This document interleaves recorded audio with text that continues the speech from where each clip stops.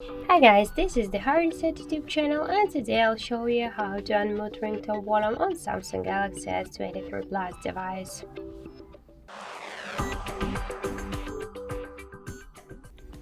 So first let's open the settings application and then tap to the sounds and vibration.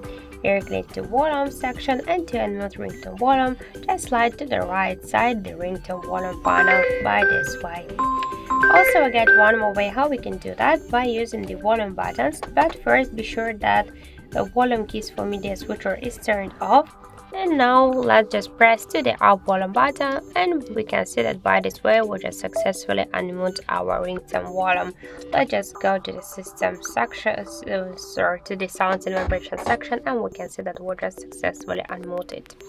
So that's it. Thank you for watching, and if you find this video helpful, don't forget to leave a like, comment, and to subscribe our channel.